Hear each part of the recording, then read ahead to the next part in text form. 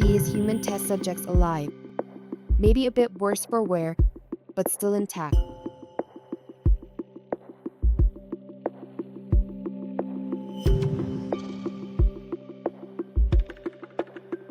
Instead, he's met with an unthinkable sight, a scene straight from hell.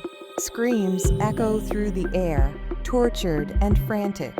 In front of him lies a body, unrecognizable, torn apart, as though a beast had feasted on it. The survivors aren't much better off. Chunks of flesh are missing from their arms and legs, bones jutting from the tips of their fingers, faces stripped of skin. The researcher shudders, horrified. This wasn't how the experiment was supposed to go. The conditions were harsh, basic food, minimal comforts, but nothing that should have driven these men to this madness. Was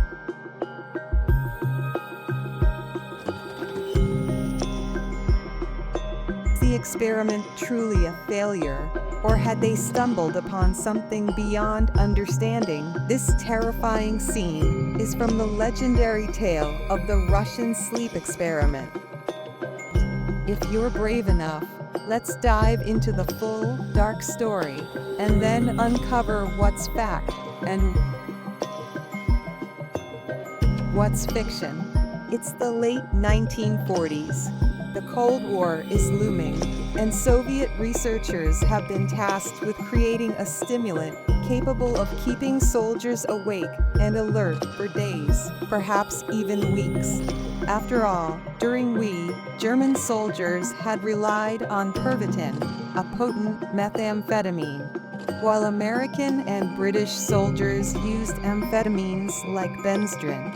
But the Soviets wanted something stronger, something that would push soldiers beyond their physical limits without a catastrophic crash afterward. With little regard for ethics, the researchers chose prisoners of war as test subjects.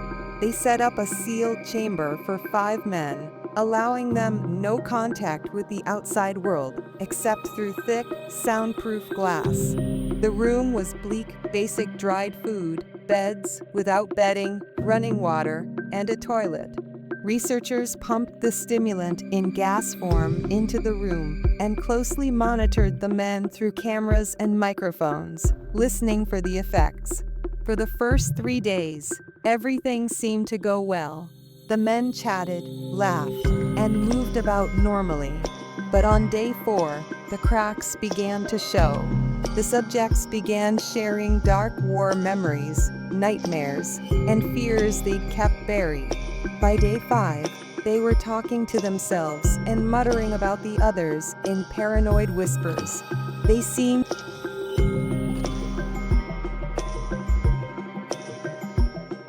to distrust one another, casting furtive glances, their conversations fractured and disturbing.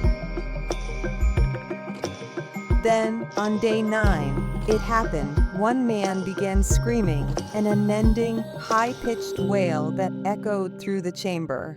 He ran wildly, crashing into walls, clawing at his skin, until his voice gave out completely.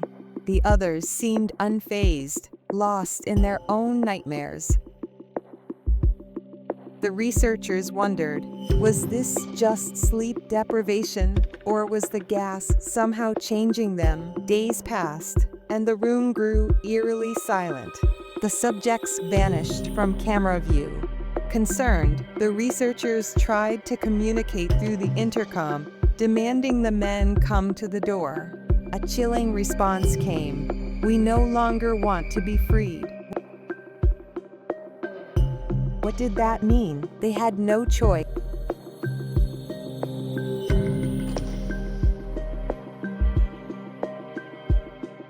but to open the door.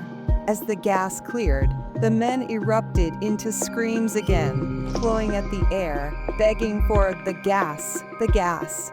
Inside, the researchers found a scene of unimaginable horror. One man was dead, his body mutilated. The others were still alive, but barely recognizable bloodied, self-inflicted wounds covered their bodies. flesh hanging from exposed muscles and organs. In the twisted remains around them, it seemed they had been eating their own flesh. As the researchers stood frozen in shock, backup was called, but removing the survivors was no easy feat. One of the test subjects attacked a soldier, tearing his throat out with his teeth. Another soldier lost his life before the men were sedated with heavy doses of morphine. Even sedated, they screamed for the gas, their voices cracking with desperation. They seemed like men possessed. Despite their gruesome injuries, 2 men survived. The medical team worked tirelessly, stitching them back together, but even under heavy sedation, one of the survivors muttered, "Keep cutting." The other, grinning through the pain, begged to be put back on the gas. The lead researcher, horrified, felt they'd unleashed something uncontrollable. Had the gas somehow awoken a part of the human psyche that should remain dormant? Then, something unthinkable happened. The last surviving subject, though barely conscious, turned to the lead researcher and uttered words that would haunt him forever. "We are you.